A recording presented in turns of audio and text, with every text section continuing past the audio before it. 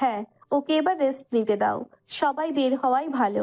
কথাগুলোতে যেন অনুমোদন মিলে গেল। একে একে সবাই মাথা নাড়ল। বিলকিসারা উঠে দাঁড়ালেন। ঈশার চোখে হাত বুলিয়ে বাইরে গেল জারিনের হাত ধরে। রুহিও নিঃশব্দে বেরিয়ে গেল। ইমা বেগম শেষবারের মতো নাফিসার মাথায় হাত বুলিয়ে দিয়ে কান্না চাপতে চাপতে বেরিয়ে এলেন।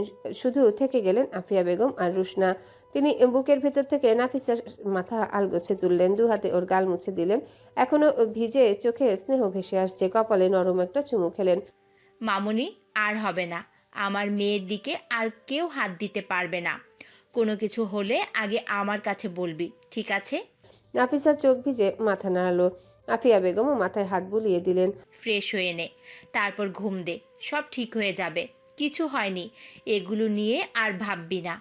আমার মেয়ে অনেক স্ট্রং। মুখে দৃঢ়তার কথা বললেও তার চোখে ভেসে উঠছিল ব্যথা আর আতঙ্ক। শেষবারের মতো নাফিসাকে বুক ভরে দেখে নিয়ে ধীরে ধীরে উঠে দাঁড়ালেন। রোশনাও তাকে সাথে করে বেরিয়ে এলো। দরজা ধীরে বন্ধ শব্দ হলো। ঘরে এখন আর কেউ নেই। নিস্তব্ধতা আরো ঘনীভূত হয়ে উঠল। কিন্তু হঠাৎই আবার একটা ভারী শব্দে কেঁপে উঠল ঘর জুড়ে। ধাপ। সাইমান ভেতরে ঢুকে দরজা জোরে বন্ধ করে দিল। দরজা লাগানো শব্দটা যেন হৃৎপিণ্ডে বাজলো নাফিসার। সে কেঁপে উঠল, চমকে চোখ বড় করে তাকালো। সামনে সাইমান দাঁড়িয়ে আছে। তার দৃষ্টি এক দৃষ্টিতে গেঁথে আছে নাফিসার মুখে। ঘরের ভেতরে এখন কেবল দুজন, আর বাতাসে ছড়িয়ে আছে অদ্ভুত একটা টানটান উত্তেজনা। সাইমানের পদক্ষেপ যেন অগ্নির মতো গরম। প্রতিটা কদম ঘরের বাতাস ভারী করে তুলছে। চোখে ছিল এক দৃষ্টি অচেনা, প্রচণ্ড, তীব্র। হঠাৎই সে ঝটকা দিয়ে নাফিসাকে কোলে তুলে নিল। অপ্রস্তুত নাফিসা ঠোঁট থেকে চাপা একটা হাহাকার বেরিয়ে এলো। ওর দুই হাত অবচেতনে সাইমানের গলা আঁকড়ে ধরল পড়ে যাওয়ার ভয়ে। বুকের ভিতর দ্রুত উঠানামা করতে লাগলো। সাইমান একটিও কথা না বলে শক্ত বাহুতে ওকে নিয়ে ওয়াশরুমের দিকে এগুলো। পায়ের শব্দ প্রতিধ্বনির মতো বাজতে লাগলো। দরজা ঠেলে ভেতরে ঢুকে ধূপ করে বন্ধ করে দিল। সেকেন্ড খানেক পরে শাওয়ারের ঝরঝরে শব্দে মিলিয়ে গেল সেই নিস্তব্ধতার মধ্যে। ঠান্ডা পানি সোজা নেমে এলো দুজনার উপর। এক মুহূর্তে চুল, গাল, কাঁধ, কাপড় সব ভিজে গেল। নাফিসার শরীরের প্রথম ফোঁটাগুলো পড়তেই কাঁপুনি বয়ে গেল। ওর চোখ বড় হয়ে গেল, ঠোঁট ফাঁক হয়ে গেল নিঃশব্দে। ভেজা চুল গাল বেয়ে নেমে এলো। পানির ফোঁটা মিশে গিয়ে যেন ওর চোখের অশ্রুকেও ঢেকে দিল। সাইমন শক্ত হাতে ওকে শাওয়ারের নিচে দাঁড় করিয়ে দিল। মুখে কোনো কথা নেই, শুধু দৃষ্টি তীক্ষ্ণ আর গভীর। ধীরে ধীরে সে হাত বাড়ালো। নাফিসার মাথার ভিজে চুল সরিয়ে দিল একপাশে। কপাল বেয়ে নেমে আসা ফোঁটাগুলো আঙ্গুলের ডগায় থামিয়ে দিল। তারপর এক টান দিয়ে শাড়ির আঁচল সরিয়ে দিল। নাফিসার নিঃশ্বাস কেঁপে উঠল। বুকে দ্রুত উঠানামা করতে লাগলো। সে চমকে দু হাত দিয়ে বুক আড়াল করতে চাইল, কিন্তু সাইমন সেটুকু সুযোগ দিল না। একই ভঙ্গিতে বাকি শাড়িটা খুলে টান দিয়ে ফেলে দিল ওয়াশরুমের এক কোনায়। নাফিসা আটকে উঠে মুহূর্তে আবার সাইমনের বুকে মুখ লুকিয়ে ফেলল, যেন নিজেকে আড়াল করার প্রচেষ্টা চালাচ্ছে। পানির ধাক্কা আর আবেগ একসাথে সামলাতে পারছে না। শাওয়ারের নিচে দাঁড়িয়ে দুজনার শরীর ঘনিয়ে এলো।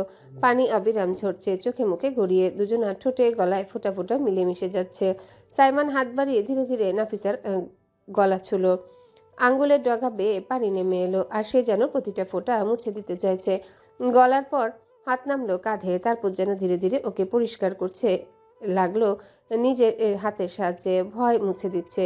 প্রতিটা ছোঁয়াতেই নাফিসা কেঁপে উঠছে। শরীর কাঁপছে, ঠোঁট কাঁপছে, চোখ আদো বুঝে যাচ্ছে। নিঃশ্বাস এত ভারী উঠল যেন পানির শব্দের সাথে মিশে যাচ্ছে। হঠাৎ এক মুহূর্তে সাইমন ওর চিবুক ধরে মুখটা উপরে তুলল। চোখে চোখ মিলতে সময় যেন থেমে গেল। দুজনের চোখে পানির ফোঁটা ঝলমল করছিল, কিন্তু ভেতরে ছিল এক ঝড়, এক টান, যেটা থেকে কেউই মুক্তি পাচ্ছে না। নাফিসা নিঃশব্দে সাইমনকে আঁকড়ে ধরল। সারা শরীরের কাঁপুনি বুকের ভেতর লুকিয়ে রাখলো। শহরের পানি চারিপাশ ভিজিয়ে দিচ্ছে, কিন্তু ওয়াশরুমের ভেতর সবচেয়ে ভারী দুজনার নিঃশ্বাস স্থির, গভীর, অস্থির। ওরা দুজন যেন এখন একে অপরের ভেতর ডুবে গেল। শাওয়ারের নিচে দাঁড়িয়ে দুজনের শরীর ভিজে একাকার। ঠান্ডা পানির ধারায় চুল, মুখ, গলা সবকিছু ভিজে যাচ্ছে, কিন্তু ভেতরে তাপমাত্রা অস্বাভাবিকভাবে বাড়ছে। হঠাৎ সাইমান হাত বাড়িয়ে নাফিসার গাল দুপাশে ধরে নিল। ওর ভেজা মুখটা শক্ত করে নিজের আঙ্গুলের ভেতর আটকে নিয়ে গভীরভাবে তাকাতে লাগলো। একবার চোখের ভেতরে ঢুকে যাচ্ছে মনে হলো সেই দৃষ্টি। পানি ধীরে ধীরে নাফিসার মাথা থেকে গড়িয়ে নেমে আসছে। প্রথমে কপাল, তারপর ভ্রু বেয়ে ঠোঁটের কোণে এসে থামলো এক ফোঁটা। আরেক ফোঁটা গড়িয়ে দিয়ে গলার ভেতর মিলিয়ে গেল। সেই দৃশ্য চোখের সামনে ধরা পড়তে সাইমনের বুকের ভেতর ধাক্কা লাগলো। অদ্ভুতভাবে সে এক ঢোক গিলে ফেললো, কেন যেন বুঝতে পারল না। যেন ওই পানির ফোঁটাগুলো নাফিসার ঠোঁট ছুঁয়ে নেমে যাচ্ছে দেখে ভেতরের পুরুষ সত্তা হঠাৎ উত্তাল হয়ে উঠেছে। একটা অদ্ভুত ঘরের মধ্যে ঢুকে গেল সেই মুহূর্তের মধ্যে। ধীরে ধীরে মাথা ঝুঁকিয়ে নাফিসার ঠোঁটের দিকে এগিয়ে এলো। দু চোখ বন্ধ করে ফেললো নাফিসা। নিঃশ্বাস ভারিয়ে উঠল। ঠিক পর মুহূর্তে সাইমান নিজের ঠোঁট দিয়ে ওর ঠোঁট আঁকড়ে ধরলো। নাফিসা সেকেন্ডের ভিতরে কেঁপে উঠল, কিন্তু তারপরে নিজেকে সামলে নিয়ে দু হাত বাড়িয়ে শক্ত করে সাইমনের ভিজে চুল মুঠো করে ধরলো। যেন ওকে ছেড়ে দেওয়া মানে শ্বাস বন্ধ হয়ে যাওয়া। এটাই মনে হলো নাফিসার জন্য কাল হয়ে উঠল। সাইমনকে না চাইতে উস্কে দিল। 34 বছরের প্রাপ্তবয়স্ক পুরুষের প্রতিটা ইন্দ্রিয় তখন উত্তাল। সেই চুম্বন এক মুহূর্তে তাকে আরো উন্মাদ করে দিল। ঠোঁটের প্রতিটা ছোঁয়ায় যেন সে নাফিসার ভেতর নিজের এক নতুন রাজত্ব শুরু করলো। শক্ত হাতে কোমর চাপটে ধরলো, নিজের শরীরের সাথে আরো মিশিয়ে নিল নাফিসাকে। দুজনার বুক একসাথে ধকধক করতে লাগলো। ঠোঁটের দীর্ঘ লড়াই শেষে সাইমন ধীরে ধীরে নিচে নামতে শুরু করলো। ঠোঁট বোলাতে নামলো গলা অবধি। এক একটা ছোঁয়ায় নাফিসা শিউরে উঠছে। শাওয়ারের নিচে দাঁড়িয়ে তার কণ্ঠ থেকে চাপা গোঙানি বেরিয়ে আসছে। সাইমান ঠোঁটে এসে থামলো গলার বাঁকানো জায়গায়। ওখানে নাফিসার ছোট্ট বিউটি বনের উপর কালো সেই তিল জলজল করছে। চোখের দৃষ্টি আটকে গেল সেখানে। হঠাৎ করে সে শক্ত করে দাঁত চেপে ধরল ওর উপর, যেন এক অদ্ভুত অধিকার ঘোষণা করছে। শব্দ করে উঠল নাফিসা। শব্দটা এত গভীর, এত অসহায় শোনালো যে ঘরের ভেতরের পরিবেশ মুহূর্তে আরো বিদ্যুতায়িত হয়ে উঠল। ঠিক তখনই সাইমন হঠাৎ থেমে গেল, যেন নিজের ভিতরের আগুনকে টেনে ধরে রাখতে পারছে না, অথচ চেষ্টা করছে। সে ধীরে ধীরে নাফিসাকে ছেড়ে দিল। কয়েক কদম দূরে গিয়ে দেয়ালে এক হাত ঠেকিয়ে মাথা নিচু করে দাঁড়ালো। বুক দ্রুত উঠানামা করছে, জোরে জোরে শ্বাস নিচ্ছে। পানির ফোঁটাগুলো কপাল থেকে নেমে মাটিতে পড়ছে, কিন্তু তার ভেতরের অস্থিরতাকে ঠান্ডা করতে পারছে না। শ্বাসের শব্দ এত ভারী যে মনে হচ্ছে চারিপাশে বজ্রপাতের মতো গর্জে উঠছে। অন্যদিকে নাফিসা পিঠ ঠেকিয়ে দাঁড়িয়ে আছে, দুই চোখ আধো বুজে। ভিজে চুল কাঁধ জুড়ে ছড়িয়ে আছে। বুক দ্রুত ওঠানামা করছে, যেন হাঁপানি রোগীর মতো হাঁপাচ্ছে। প্রতিটা নিঃশ্বাসই যেন শরীরের ভেতরে ঝড়ে সাক্ষী হয়ে বাজছে। ওয়াশরুমের ভেতর তখন আর শুধু শাওয়ারের শব্দ নয়, দুজন নরনারীর দম ফেলার অস্থির শব্দ, এক অদ্ভুত নীরবতা, আরেক আবেগঘন মুহূর্ত যা কাউকে আর ছেড়ে যেতে চাইছে না। হালকা ধোয়ার মতো কুয়াশা জমে আছে বাথরুমের কাছের আয়নায়। শাওয়ারের ঝরঝরে শব্দ থেমে গিয়ে এখন শুধু পানির ফোঁটা টুপটাপ করে পড়ছে মেঝেতে। ভেতরের ভারী পরিবেশটা যেন এক অদ্ভুত নীরবতায় ঢেকে গেছে। সাইমন গভীর এক শ্বাস টেনে নিল, চোখ বুজে কিছুক্ষণ দাঁড়িয়ে রইল। তারপর ওয়াশরুমের কবাট খুলে সাদা তোয়ালেটা বের করে নিয়ে ধীরে ধীরে নাফিসার দিকে বাড়িয়ে দিল, কণ্ঠে গাম্ভীর্য, চোখে দমন করা আগুন। এটা নাও, তোয়ালে পরে রুমে যাও, জামা কাপড় পরে নিও, আর আমার রুম থেকে আমার ড্রেস নিয়ে এসো।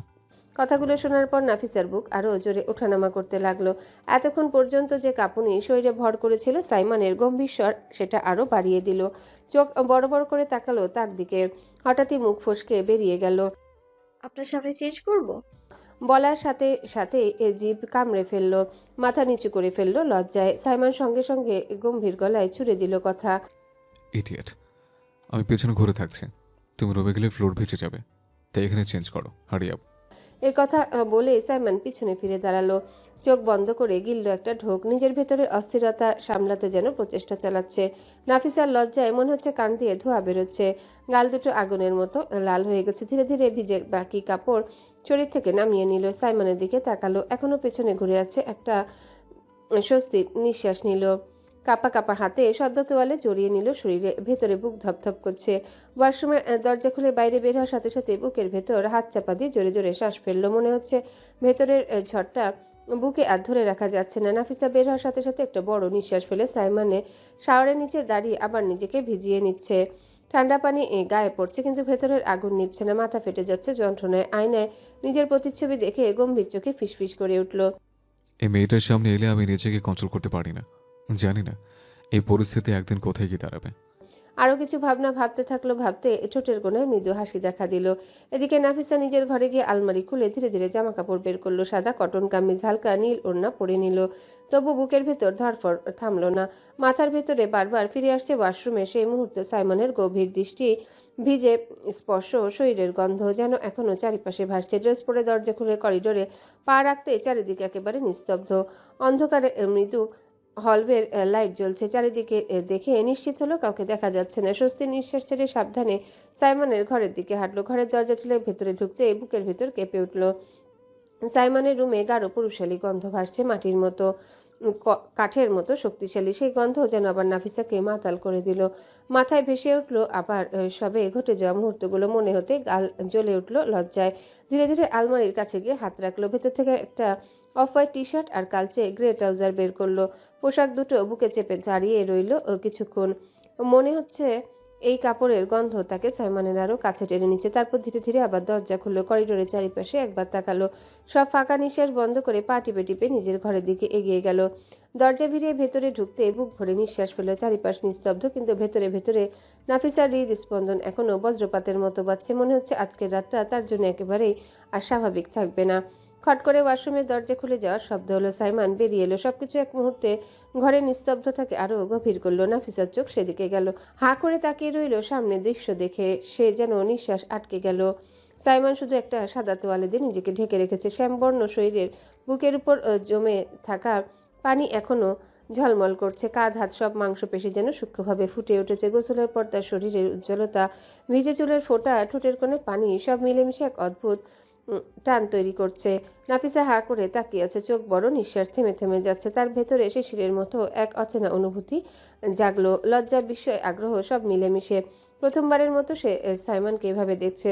আর ভেতরে মনের এক অদ্ভুত কাঁপুনি চলে এসেছে। সাইমন সরাসরি নাফিসার দিকে তাকালো। হাঁ করে তাকিয়ে থাকা নাফিসাকে দেখে ভ্রুজোড়া কুচকালো, গম্ভীর কণ্ঠে পড়ল, ইডিয়েট, এভাবে হা করে কি দেখছ? তাড়াতাড়ি আমার ড্রেস দাও। নাফিসার ভেতরের রক্ত ঝরঝর করে। এতক্ষণ ধরে সে সাইমনকে চেয়ে দেখছিল, আর সাইমন সেটা ধরে ফেললো। ভেবে মনে হলো কান গরম হয়ে গেল। লজ্জায় মাথা ধীরে ধীরে নিচু হয়ে এলো। ভেতরের অস্থিরতা সামলাতে সামলাতে ধীরে ধীরে এগিয়ে গেল। সাইমনের টি শার্ট ও ট্রাউজার হাতে তুলে দিল। মাথা নিচু রেখে আবারও দূরে সরে দাঁড়ালো। বুকের ভিতর ধকধক করছে, নিঃশ্বাস জোরে উঠছে। সাইমন দূরে দাঁড়িয়ে তার দিকে তাকালো, চোখে মনোযোগ। প্রতিটা ছোট স্পর্শ খেয়াল করলো, তারপর চেঞ্জ করলো দূরত্ব রেখে। নাফিসা মাথা নিচু করে দাঁড়িয়ে আছে। সাইমন ধীরে ধীরে টাওয়েল হাতে নিয়ে জামা কাপড়ের বালতি তুলে ব্যালকনির দিকে এগুলো। নাফিসা বালতিটার দিকে তাকিয়ে চোখ বড় বড় করে ফেললো। বালতিতে সাজানো জামা কাপড়ের দিকে তাকিয়ে তার মনের ভিতরে এক অদ্ভুত বিস্ময় জন্মালো। সাইমন জামা কাপড় ধুয়ে দিয়েছে। তার জামা কাপড় তো ছিল, সেগুলো কি ধুয়ে দিয়েছে? সব কিছু ধুয়ে দিয়েছে, শুধু বাইরের কাপড় নয়, এমনকি ইনারও আছে এতে। ভাবতেই ওর বুক ভারী হয়ে এলো, কান গরম, চোখে অদ্ভুত টান। একদিকে অবাক হওয়া, তাড়াহুড়ো করে ওয়াশরুমের দিকে গেল। নাফিসা ভিতরে ঢুকলো। চোখে পড়লো কোথাও আর কোনো জামা কাপড় নেই। পুরো শাওয়ার সময়ের প্রক্রিয়া মনে পড়তে তার হৃদয়ে এক অদ্ভুত মিশ্রিত বিস্ময় জেগে উঠল।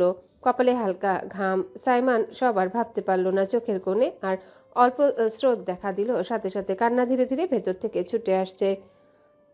নাফিসা ধীরে বাইরে এলো। তখনই দেখলো সাইমন ব্যালকনি থেকে ফিরে আসছে। ব্যালকনির দিকে তাকে উকি মারল, কৌতূহল আর আতঙ্কের মিশ্রণে। সাইমন সেটা দেখতে পেল। ওকে উকিঝুঁকি মারতে দেখে ভ্রুকুচকে একটা চমৎকার দৃঢ় চোখে ওর দিকে তাকালো। তারপর হঠাৎ এক ঝটকায় এগিয়ে এসে নাফিসাকে কোলে তুলে নিল। নাফিসা চমকে উঠে অচেতনভাবে সাইমনের গলা আঁকড়ে ধরল। হৃদয়ের স্পন্দন দ্রুত, শরীর কেঁপে উঠছে ভয়ে, বিস্ময় আর অচেনা আকর্ষণের এক অদ্ভুত মিশ্রণ। সাইমন নীরবভাবে তাকে কোলে নিয়ে বেডের দিকে এগুলো। বেডে পৌঁছে ধীরে ধীরে শুইয়ে দিল। পাশে টেবিল থেকে এসির রিমোট তুলে চালু করলো। বাতাসে নরম হাওয়া ছড়িয়ে দিয়ে ঘরের পরিবেশ আরও স্বাচ্ছন্দ্যপূর্ণ করে দিল। রিমোট আবার জায়গায় রেখে পায়ের কাছে ব্ল্যাঙ্কেট তুলে নাফিসার গায়ের উপর ঢেকে দিল। তারপর ধীরে ধীরে ঝুঁকে নাফিসার মাথা থেকে ওড়না সরিয়ে দিল। ভিজে চুলগুলো ছড়িয়ে দিল মনোযোগ সহকারে, যেন প্রতিটা তার সংযম, ধৈর্য, মনোযোগ সবকিছুই স্পষ্ট। নাফিসা এক দৃষ্টিতে সাইমনের দিকে তাকিয়ে আছে। চোখের মধ্যে বিস্ময়, লজ্জার, কৃতজ্ঞতার এক অদ্ভুত মিশ্রণ। নিঃশ্বাস নিয়েছে গভীর, মুখে সামান্য ঠোক। ভেতরের উত্তেজনা এবং শান্তির সমন্বয়ে যেন এই মুহূর্তে পুরো ঘরকে ভারী করে তুলেছে। এই মুহূর্তে নীরবতার পর নাফিসা একটা ঢোক গিলে উদ্বিগ্ন হয়ে নিজের ভিতরে জমিয়ে রাখা অনুভূতিগুলো বের করে দিয়ে বলল, ডিএসপি সাহেব, ভালোবাসি আপনাকে। আপনি মানেন আর না মানেন, ভালোবাসি ভালোবাসি ভালোবাসি আমি আপনাকে। আমাকে আবেগ বলে দূরে ঠেলে দিতে পারবেন না। এটা আমার আবেগে না, এটা আমার স্বামীর প্রতি আমার ভালোবাসা, যেটা আল্লাহ নিজে হালালভাবে আমার হৃদয়ে রোপণ করে দিয়েছেন। তাই আপনি না মানলেও আপনাকে আমি ভালোবাসি স্বামীজান। এক নিঃশ্বাসে কথাগুলো বলে থেমে সাইমনের দিকে দৃষ্টি দিল। সাইমন নাফিসার কথাগুলো শোনার সাথে সাথেই হাত থামিয়ে দিল। কিছুক্ষণ চুপচাপ তাকিয়ে থাকলো ওর দিকে। তারপর নরমভাবে নাফিসার কপালে নিজের ঠোঁট দাবিয়ে একটা চুমু আঁকলো। দুহাত দিয়ে ব্ল্যাঙ্কেটের গলা অবধি টেনে দিয়ে শান্ত স্বরে বলল, স্লিপ। কথাটা বলেই সাইমন উঠে যেতে চাইলো, কিন্তু নাফিসা তাড়াতাড়ি ওর হাত ধরে ফেললো। হঠাৎ টান পড়ায় সাইমন ঘুরে তাকালো নাফিসার দিকে। আমার কথার উত্তর দিলেন না ডিএসপি সাহেব। আপনি এমন কেন সবসময় নিজেকে রহস্যের আড়ালে রাখেন? আমি আপনাকে বুঝে উঠতে পারি না। সাইমন ভ্রুকুচকে নাফিসার দিকে তাকিয়ে ঠান্ডা গলায় বলল। ইডিয়েট, বাজে বকো না, ঘুমাও। অসহায় চোখে নাফিসা কিছুক্ষণ তাকিয়ে রইল, তারপর হঠাৎ উঠে বসে বলল। না, আমি ঘুমাবো না। আজই আপনি আমার কথার উত্তর দেবেন। চোখ সরু করে তাকালো সাইমন, কণ্ঠস্বর এবার কিছুটা গম্ভীর। বেশি কথা আমার পছন্দ নয়, চুপচাপ শুয়ে পড়ো, আর একটা শব্দও করবে না। নাফিসা থেমে গেল না, বুক ভরে নিঃশ্বাস নিয়ে বলে উঠল। আপনি যদি আমাকে না মানেন তাহলে স্পর্শ করেন কেন? তার মানে কি? মুহূর্তের জন্য স্তব্ধ হলো সাইমন, তারপর দৃঢ় কণ্ঠে বলল। আমি তোমাকে বলতে বাধ্য নই। নাফিসার ঠোঁট কেঁপে উঠল। সত্যি বলতে বাধ্য হন? তাহলে আর কখনো আমায় স্পর্শ করবেন না, যতক্ষণ না নিজে মুখে স্বীকার করছেন। Shut up, idiot. গর্জে উঠল সাইমন, তারপর আবার একটু থেমে নরম স্বরে যোগ করল। আর কিছু বলবে না, ঘুমাও। সাইমনের ধমকে চমকে উঠল নাফিসা। চোখের কোলে টলমল পানি জমে উঠল, 1 ফোঁটা 2 ফোঁটা গড়িয়ে পড়ল গাল বেয়ে। সাইমন ধীরে ধীরে এগিয়ে এসে নাফিসার 2 বাহু ধরে ওকে আবার শুইয়ে দিল, ব্ল্যাঙ্কেট টেনে ঢেকে দিল। নাফিসা ছলছল চোখে কেবল তাকিয়ে রইল। হঠাৎ সাইমন ঝুঁকে এসে ঠোঁট চেপে ধরল নাফিসার চোখে, টপটপ করে ঝরে পড়া পানিকে নিজের ঠোঁটে শুষে নিল। নাফিসা চোখ বুজে জোরে জোরে শ্বাস নিতে লাগলো, গা ভরে টেনে নিচ্ছে সাইমনের শরীরের ঘ্রাণ। অনেকক্ষণ সময় নিয়ে নাফিসার প্রতিটা অশ্রুবিন্দু চুষে নিল নিজের ঠোঁটের সাহায্যে সাইমন। তারপর ওর দৃষ্টি নামালো নাফিসার ঠোঁটের দিকে, এক ঢোক গিলে এগিয়ে এলো ধীরে, নাফিসার ঠোঁটে রাখলো শুকনো অথচ দৃঢ় এক চুমু। কিছুক্ষণ নিঃশব্দে ঠোঁট দাবিয়ে রাখলো। নাফিসা নিঃশ্বাস গুনতে লাগলো, প্রতিটা মুহূর্তে সাইমনের স্পর্শ অনুভব করছিল। পরক্ষণে সাইমন সরে গেল, উঠে দাঁড়িয়ে কেবল বলল, স্লিপ। এই বলে ধীর কদমে ঘর থেকে বেরিয়ে গেল সাইমন। নাফিসা ওর চলে যাওয়ার দিকে চেয়ে দীর্ঘশ্বাস ফেলল। ভাবতে ভাবতে চোখ ভারী হয়ে এলো, অবশেষে ঘুমের দেশে হারিয়ে গেল নাফিসা। রুহি বিছানার এক কোণে বসেছিল ফোন হাতে, পর্দায় বারবার একই নাম ভেসে উঠছে, রায়হান। অনবরত কল করছে কিন্তু ওপাশ থেকে কোনো সাড়া নেই। আজ 8 দিন হতে চলল, তবুও রায়হানের সাথে যোগাযোগ নেই। বুকের ভেতরে ভয় আর অভিমানের ঝড় বইছে। দিনভর অনেক কিছু ঘটেছে, ভেতরে ভেতরে ভেঙে পড়লেও একটা জায়গায় এসে রুহির মন যেন শান্তি পাচ্ছে। বিয়েটা ভেঙে গেছে, সেই বন্ধনটা না হলে আজ হয়তো সবকিছু আরো জটিল হয়ে যেত। হঠাৎ দরজায় ঠকঠক আওয়াজ হলো, চমকে উঠল রুহি। ধীর পায়ে উঠে দরজা খুলতে সামনে সাইমন দাঁড়িয়ে আছে দেখে অবাক হয়ে গেল। দা ভাই, তুমি তুমি এখানে? বিস্মিত গলায় বলে উঠল রুহি। গম্ভীর স্বরে শুধু একটা শব্দই উচ্চারণ করলো সাইমন। হুম। রুহি সরে গিয়ে পথ করে দিল। ভিতরে আসো দা ভাই। সাইমন ভেতরে ঢুকে এসে সরাসরি বিছানার উপর বসে পড়ল। চোখের ইশারায় রুহিকে পাশে বসতে বলল। অকারণ এক অজানা ভয় জেগে উঠল রুহির ভেতরে। হঠাৎ কেন দা ভাই তার রুমে এসেছে, কি বলবে ওকে? তবুও ধীরে ধীরে এগিয়ে গিয়ে সাইমনের পাশে বসলো রুহি। সাইমন হাত বাড়িয়ে রুহির মাথায় আলতো করে হাত বুলিয়ে দিল, গম্ভীর অথচ কোমল কণ্ঠে বলল, সরি। রুহি থমকে তাকালো। সরি? তুমি সরি বলছো কেন দা ভাই? সংক্ষিপ্ত উত্তর এলো। আজকের জন্য। রুহি মাথা নাড়ল। বাদ দাও এসব, তুমি যা করেছো একদম ঠিক করেছো। আমি খুশি হয়েছি, এই বিয়েটা ভেঙে গেছে, ভালোই হয়েছে। গলায় কাপড় নিয়ে একটু থেমে আবারও বলল রুহি। দা ভাই, একটা কথা বলবো? সাইমনের গভীর চোখ স্থির হলো ওর উপর। কি কথা? হঠাৎ মাথা নিচু করে রুহি বলল, আমি একজনকে ভালোবাসি। সাইমনের ভ্রু কুঁচকে গেল, গম্ভীর কণ্ঠে প্রশ্ন করল। তাহলে এই বিয়ের মানে কি ছিল? বিয়েতে হ্যাঁ বলেছিলি কেন? রুহির চোখ ভিজে উঠল, টপ টপ করে গাল বেয়ে পানি গড়িয়ে পড়তে লাগলো। আমি রাজি ছিলাম না দা ভাই, কিন্তু বড় আব্বুর সামনে কিছু বলতে পারিনি। সাইমন আবারও প্রশ্ন ছুড়ল, এবার কঠিন সুরে। ছেলেটাকে? রুহি চুপ করে মাথা নিচু করে রইল, কোনো শব্দ বের হলো না। সাইমনের কণ্ঠ আরো গভীর করলো। ছেলেটা কে জিজ্ঞেস করেছে আমি, নামটা বল। কাঁপতে কাঁপতে অবশেষে উত্তর দিল রুহি। রায়হান ভাই। এক মুহূর্ত নীরবতা, তারপর সাইমনের ঠান্ডা অথচ দৃঢ় কণ্ঠ শোনা গেল। যখন তোরা একে অপরকে ভালোবাসিস তখন সবার সামনে তোদেরকে সেটা প্রকাশ করতে হবে। রুহি হাউমাউ করে কেঁদে উঠল। রায়হান ভাই আমার সাথে কথা বলছেন অনেক দিন, আমি বলতে চেয়েছিলাম কিন্তু পারিনি। সাইমন এবার বোনকে শক্ত করে জড়িয়ে নিল, হাত দিয়ে কাঁধ আগলে নিয়ে ফিসফিস করে বলল, ডোন্ট ক্রাই, আমি আছি। রুহি বুক ভরে হাহাকার তুলল, মাথা নামিয়ে সাইমনের বুকে লেগে রইল। দা ভাই, আমি রায়হান ভাইকে ছাড়া কাউকে বিয়ে করতে পারবো না। সাইমান এবার শান্ত অথচ দৃঢ় কণ্ঠে বলল। বিয়ের জন্য তৈরি হও, আমি সব দেখছি। কাল তোদের বিয়ে। রুহি বিস্মিত চোখে তাকালো। কিন্তু রায়হান ভাই তো ফোনই ধরছে না। সাইমান মাথায় হাত বুলিয়ে দিল, চোখে ভরসা ঝরে পড়ছে। আমি বলেছি তো, আমার উপর ছেড়ে দে, কাল তোদের বিয়ে হবে। এই কথাগুলো বলে সাইমান ধীরে ধীরে উঠে দাঁড়ালো, দরজার দিকে হাঁটতে লাগলো। বেরিয়ে যাওয়ার সময়ও থেমে রুহির দিকে শেষবার তাকালো, তারপর নিঃশব্দে রুম ছেড়ে চলে গেল। রুহি একা হয়ে গেল, বিছানায় ধপ করে বসে পড়ল, তারপর নিজের শরীরটা ছেড়ে দিয়ে কান্নায় ভেঙে পড়ল। দুই হাত জোর করে বুকের ভিতরে জমে থাকা কষ্ট বেরিয়ে আসছে স্রোতের মতো, বুঝতে পারছে না কেন চোখে এত জল জমছে। প্রিয় মানুষটাকে অবশেষে পাবে সে আসার জন্য নাকি দীর্ঘদিনের অভিমান আর যন্ত্রণার জন্য, শুধু জানে আজ কান্না থামছেই না। নিজের ঘরে ফিরে এসে সাইমন ফোনটা হাতে তুলে নিল, গম্ভীর চোখে কিছুক্ষণ স্ক্রিনের দিকে তাকিয়ে রইল, তারপর রাইহানের নাম্বার ডায়াল করলো। অন্যদিকে রাইহান তখন বেলকনিতে দাঁড়িয়ে আছে, আকাশ অন্ধকার, চারিপাশ নিস্তব্ধ, কিন্তু ওর বুকের ভেতর ঝড় বইছে। আঙ্গুলে ধরা জ্বলন্ত সিগারেট থেকে নিকোটিনের ধোঁয়া ধীরে ধীরে ভেসে যাচ্ছে বাতাসে। রুহির বিয়ের কথা শোনার পর থেকে সিগারেট তার সঙ্গী হয়ে গেছে, এর সাথে যোগ হয়েছে মদের নেশা, প্রতিদিনের অভ্যাসে পরিণত হয়েছে। রুহিকে ভালোবেসেছে প্রাণের চেয়েও বেশি, কিন্তু সেই ভালোবাসা প্রকাশ করার সাহস দেখাতে পারেনি কখনো। বড় মামা, যিনি বাবার মতো স্নেহ দিয়ে ওকে বড় করেছে, যার চোখে নিজের জন্য অগাধ সম্মান, সেই মানুষটার সম্মান নষ্ট হোক এটা কোনোভাবে চায়নি রায়হান। তাই এই রোহিত থেকে নিজেকে সরিয়ে নিয়েছে। প্রতিদিন নিজেকে কাপুরুষ মনে হয়, কারণ যে নিজের ভালোবাসাকে অন্য কারো হতে দেখার যন্ত্রণা সহ্য করে যাচ্ছে সে আসলেই কাপুরুষ।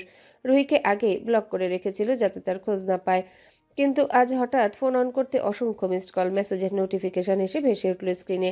প্রতিটা মেসেজে রুহির আর্তনাদ, প্রতিটা কলে বুক ভেঙে যাওয়ার ব্যথা। ছবিগুলো দেখে বুকের ভেতর যেন আগুন জ্বলে উঠল। অন্য ছেলের পাশে তার প্রিয় রুহি বসে আছে। রায়হানের হাত কাঁপতে লাগলো, চোখ ভিজে উঠল, সে যেন আর সহ্য করতে পারছিল না, তাই আরও এক টান দিল সিগারেটে, ধোঁয়া উড়িয়ে আকাশের দিকে তাকালো। এমন সময় হঠাৎ তার ফোন বেজে উঠল, চমকে উঠল রায়হান। স্ক্রিনে ভেসে উঠল দা ভাই, কপালে ভাঁজ পড়ল। সাইমন সচরাচর কাউকে ফোন করে না, বিশেষ করে তাকে তো করে না কারণ ছাড়া। হঠাৎ আজ কেন? বুকের ভিতর ধকধক শুরু হলো, মাথায় অদ্ভুত চিন্তা ঘুরতে লাগলো। কিছু কি হয়েছে? ও বাড়িতে কি কোনো বিপদ ঘটেছে?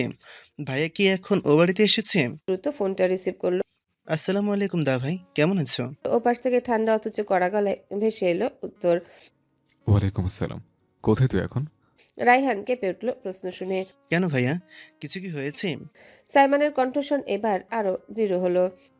তুই যেখানে আছিস, কাল সকালে তোকে এই বাড়িতে দেখতে চাই আমি। আমি ঘুম থেকে ওঠার পর যদি তোকে না দেখি, তাহলে যেখানে আছিস সেখান থেকে টেনে তুলে আনবো। কথাগুলো বজ্রপাতের মতো কানে বাজলো। রায়হানের বুক কেঁপে উঠল, গলা শুকিয়ে এলো। দা ভাই, এত রেগে আছো কেন? কি হয়েছে? সাইমন কোনো ব্যাখ্যা দিল না, বরং আবারও হুঁশিয়ারি দিল। তোকে যা বলেছে তাই করবি, এর বেশি একটা শব্দও শুনবো না। রায়হানের বুক হাঁকার তুলল, চোখের কোণে জমে উঠল পানি, ধরা গলায় বলল। আমি ওই বাড়িতে যেতে পার? সাইমন এবার কণ্ঠে তীব্র রাগ মেশালো। কেন? যাকে ভালোবাসিস তার কথা যখন সবার সামনে বলার সাহস নেই, তার অনুভূতির কোনো মূল্য নেই, তাহলে তোকে সামনে থেকে ওর বিয়ে দেখতে কি সমস্যা? তোর সামনে থেকে ওর বিয়ে দেখতে হবে, বুঝছিস? রায়হান স্থবির হয়ে গেল, মনে হলো বুকের ভেতর ঢেউ আছড়ে পড়ছে। দা ভাই সব জেনে গেছে, রুহি নিশ্চয়ই বলে দিয়েছে। গলাটা কেঁপে উঠল, কাঁপা কাঁপা গলায় বলল রায়হান। আমি ওই বাড়িতে আসতে পারবো না দা ভাই, আমি পারবো না দা ভাই।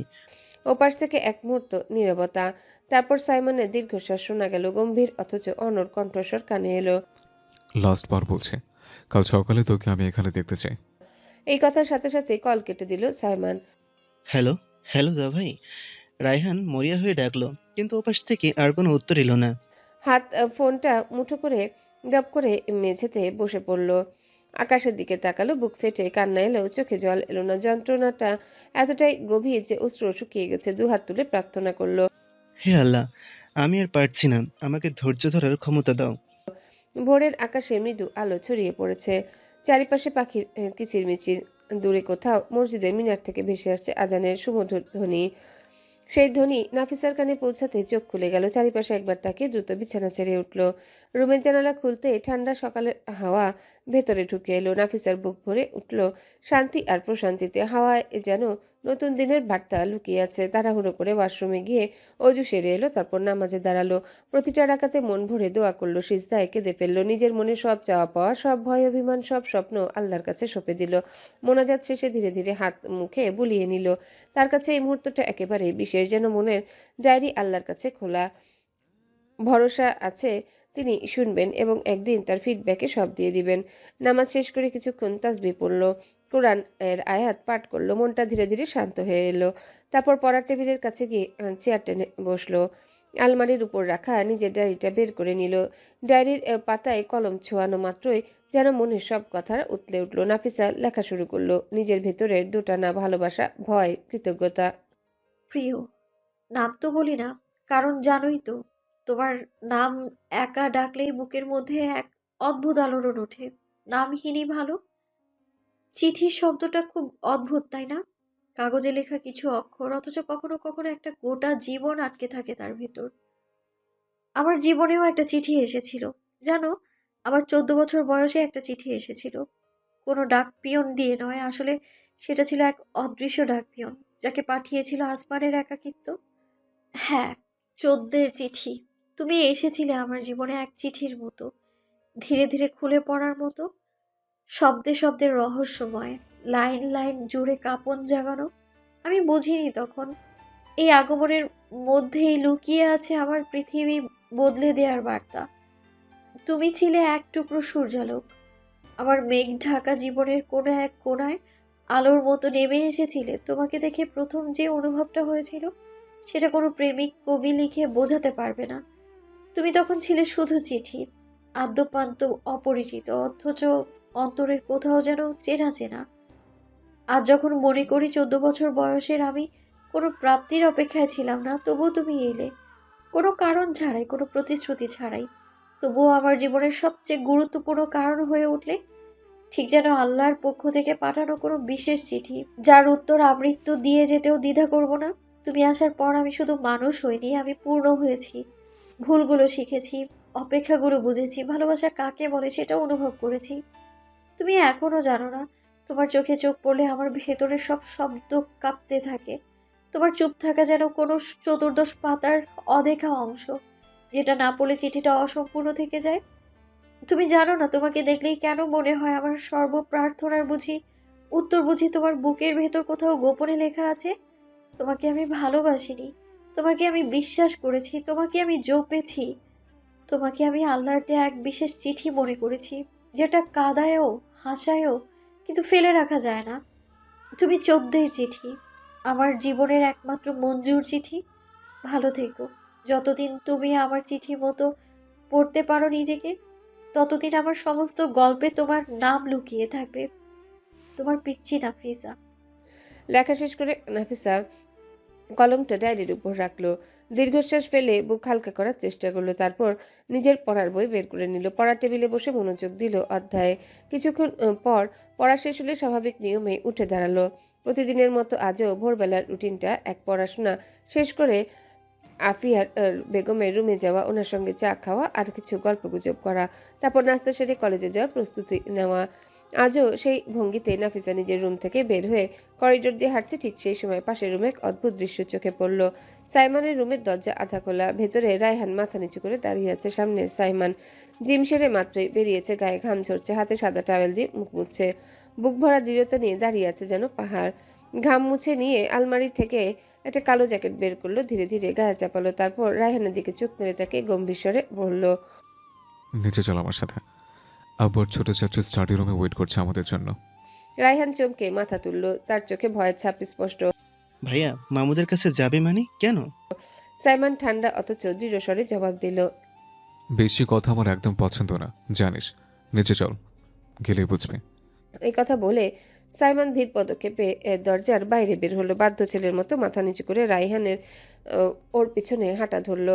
রুম থেকে বের হতেই সামনে এসে পড়লো নাফিসা। মুখোমুখি হয়ে পড়তেই অস্বস্তি জমলো। নাফিসার চোখ অনিচ্ছা সত্ত্বেও সাইমনের দিকে গেল। সঙ্গে সঙ্গে গত রাতের অভিমান আবার বুক ভরলো।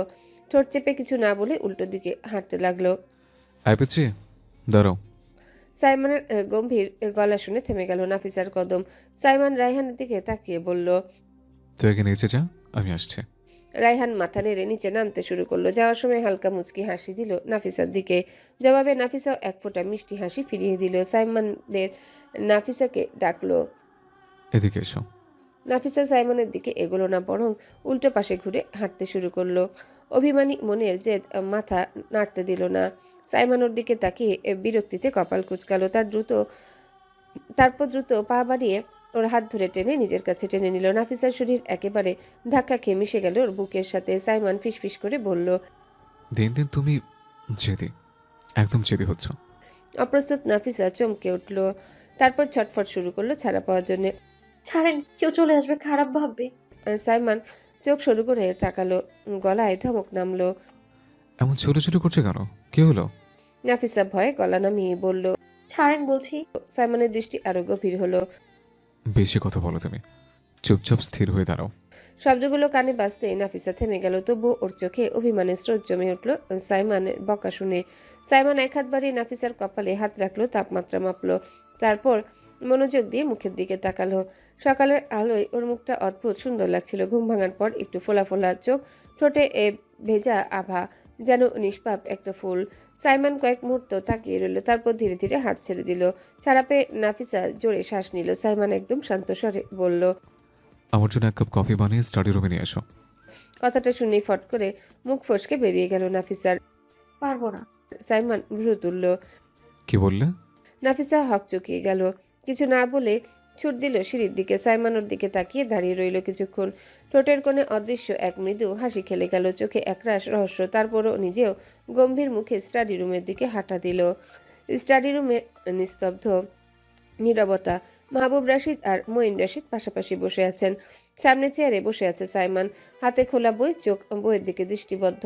পাশে দাঁড়িয়ে আছে রায়হান, মাথা নিচু করে নিজের ভেতরে ডুবে গেছে সে। অনেকক্ষণ নীরবতা চলার পর মাহবুব রাশিদ বিরক্ত হয়ে উঠলেন। এভাবে ডেকে এনে চুপচাপ বসিয়ে রাখার মানে কি? আমি বাইরে যেতে হবে, ইম্পর্টেন্ট মিটিং আছে। সাইমন ধীরে বই থেকে চোখ তুলে বাবার দিকে তাকালো। ঠান্ডা কিন্তু দৃঢ় স্বরে বলল, আজকের মিটিং ক্যান্সেল করে দিন, বাড়ির বড় মেয়ের বিয়ে বলে কথা। এই কথায় বিস্ময়ে চোখ বড় হয়ে গেল মাহবুব রাশিদ আর কি আজেবাজে কথা বলছো? মাথা ঠিক আছে তোমার? মঈন রাশিদের। ক্ষুব্ধ স্বরে বলে উঠলেন মাহবুব রাশিদ। সাইমান, বাড়ির বড় মেয়ে মানে রুহি। রুহির বিয়ে আবার কোথা থেকে এলো আজকে? মঈন রাশিদও বিস্ময়ে বললেন, কিন্তু সাইমন আর কিছু বলল না। দৃষ্টি ঘুরিয়ে নীরবে তাকালো রায়হানের দিকে। রায়হান মাথা নিচু করে দাঁড়িয়ে আছে, বুক ওঠানামা করছে, বারবার ঢোক গিলছে। সাইমন এবার কড়া স্বরে বলল, চুপ করে আছিস কেন? তোকে কথা বলতে বলেছি, কথা বল। রায়হান কাপা গলায় মাথা উঁচু করলো, গলায় ঢোক গিলে বলল, বড় মামু, ছোট মামু, আমি রুহিকে ভালোবাসি। আমি ওকে বিয়ে করতে চাই। রুহিও আমাকে ভালোবাসে। প্লিজ না বলবে না। আর কিচ্ছু চাইবো না কখনো। শুধু রুহিকে আমার হাতে তুলে দাও। বলতে বলতে রায়হানের চোখ টলটল করে উঠল। মনে হচ্ছে যে কোনো মুহূর্তে অশ্রু ঝরে পড়বে। ঘরটা আবারও নিস্তব্ধ। মাহবুব রাশিদ স্থির মুখে বসে রইলেন, তার মুখ থেকে কোনো ভাব প্রকাশ পেল না। মঈন রাশিদ বিস্ময়ে তাকিয়ে থেকে বললেন, এসব কবে থেকে চলছে? আজ হঠাৎ করে এসব বলছিস কেন? রুহির বিয়ে যদি না ভাঙতো তাহলে কি করতিস? আগে কেন বলিসনি? রায়হান নিচু মাথায় উত্তর দিল, বড় মামুর একজনকে কথা দিয়ে ফেলেছিল। মামুর কথার খেলাপ হবে বলে কিছু বলতে পারিনি। মঈন রাশিদ নিশ্চুপ হয়ে গেলেন। বুকের ভেতরে অস্বস্তির কষ্ট অনুভব করলো। হঠাৎ মনে হলো, তিনি তো কখনো মেয়েকে জিজ্ঞাসাই করেননি সে কাউকে ভালোবাসে কিনা, সেই বিয়েতে রাজি কিনা। বাবা হিসেবে তিনি তাহলে ব্যর্থ। এবার মাহবুব রাশিদ গলা খাকারি দিল, আজ পর্যন্ত তোমাদের ইচ্ছের বাইরে তোমাদের উপর কিছু চাপিয়ে দিয়েছি? আশেপাশে তাকালেই তো প্রমাণ পাবে। বলেই একবার সাইমনের দিকে তাকালেন। আমাকে একবার বলতে পারবে? এটাও খারাপ ভেবো না আমাকে। আমার কথার খেলাপ হবে না বলে কখনো তোমাদের উপর কিছু চাপিয়ে দেব। আমার উপর তোমরা ভরসা করে দেখতে পারো। রায়হান কাতর চোখে বড় মামার দিকে তাকিয়ে বলল, বড় মামু, প্লিজ এভাবে বলো না। ছোট থেকে তুমি আমাদের আগলে রেখেছ, আমাদের সব ইচ্ছা পূরণ করেছ। মাহবুব রাশিদ কোনো উত্তর দিলেন না। এবার তিনি একজন গৃহকর্মীকে ডাক দিলেন। ওপরে গিয়ে রুহিকে নিয়ে আসো আর বাড়ির বাকি সদস্যদেরও ডেকে আনো। কিছুক্ষণের মধ্যে সবাই উপস্থিত হলো। ঘরে চাপা গুঞ্জন, কিন্তু কেউ কিছু জানে না। সাবিহা খালেদ বিস্ময়ে তাকালেন ছেলের দিকে। রায়হান তো তাকে বলেছিল ঢাকায় এখন আসবে না, কয়েকদিন পর আসবে, কাজ আছে। রুহির এঙ্গেজমেন্টেও আসেনি এত বলার পর। হঠাৎ সকালে কিভাবে এখানে? রুহি ঘরে ঢুকলো। প্রথমে চোখ পড়ে গেল রায়হানের দিকে। কতদিন পরে মানুষটাকে সামনে দেখলো। বুকটা ভরে গেল আবেগে, আবার অভিমানেও। মাহবুব রাশিদ সবাইকে খেতে বসতে বললেন। তারপর রুহিকে ইশারা করলেন পাশে বসতে। রুহি ভদ্রমেয়ের মতো গিয়ে বসে পড়ল বড় আব্বুর পাশে। তিনি রুহির মাথায় স্নেহের হাত বুলিয়ে দিয়ে বললেন, তুমি রাহেনকে ভালোবাসো? নির্দ্বিধায় বলতে পারো। ভুল হয়েছিল আমাদের। তোমাকে কিছু না জিজ্ঞেস করেই বিয়ে ঠিক করেছিলাম। এখন সুযোগ এসেছে, তুমি যা চাও তাই হবে। কেউ তোমাকে ফোর্স করবে না। রুহির চোখ ভিজে গেল। বড় আব্বু, আমি রায়হান ভাই ছাড়া আর কাউকে বিয়ে করতে পারবো না। আমি রায়হান ভাইকে ভালোবাসি। ভেজা কণ্ঠে বলল। রায়হান মাথা তুলে রুহির দিকে তাকালো, চোখে অপরাধ বোধ। যে মেয়েকে ভালোবেসেছে তার কথা সবার সামনে মাথা উঁচু করে বলতে পারেনি। নিজেকে আজ মনে হচ্ছে কাপুরুষ। তার জন্য রুহিকে এত কষ্ট পেয়েছে। ঘর ভরে গেল বিস্ময়ে আর আবেগে। সাবিয়া খালেদ প্রথমে অবাক হলো, পরে মুখে হাসি ফুটলো। ইমা বেগমও চোখ মুছলেন, মনে মনে কৃতজ্ঞ হলেন আল্লাহর কাছে। ভালোই হয়েছে বিয়েটা ভেঙে গেছে আগে, না হলে সারা জীবন মেয়ের মুখের দিকে তাকাতে পারতেন না। মা হয়ে মেয়ের মনের কথা বুঝতে পারেনি। মাহবুব রাশিদ দৃঢ় কণ্ঠে ঘোষণা করলেন, সবাই প্রস্তুতি নাও। আজই কাবিন হবে, পরবর্তীতে বড় করে অনুষ্ঠান করা হবে। সাবিয়া, তোর কোনো সমস্যা থাকলে বলতে পারিস এখনই। শেষের কথা সাবিয়া খালেদের দিকে তাকিয়ে বললেন, কি যে বলো ভাইয়া তুমি, আমাদের জন্য সব সময় সঠিক সিদ্ধান্তই নেবে। আর ওরা দুজনেই একে অপরকে যখন পছন্দ করে, এর ভিতরে আমাদের তো কোনো কথা বলারই নেই। মাহবুব রশিদ সাবিয়া খালেদের কথা শুনে মনে হয় সন্তুষ্ট হলেন। তিনি আবারও রুহির মাথায় স্নেহের হাত রেখে সান্ত্বনা দিলেন। তারপর ধীর পদক্ষেপে উঠে গেলেন ঘর থেকে। মঈন রাশিদ ধীরে ধীরে মেয়ের দিকে এগিয়ে এলেন। তার চোখে তখন হাজারো অনুশোচনা, বুকের ভিতরে জমে থাকা অপরাধবোধ।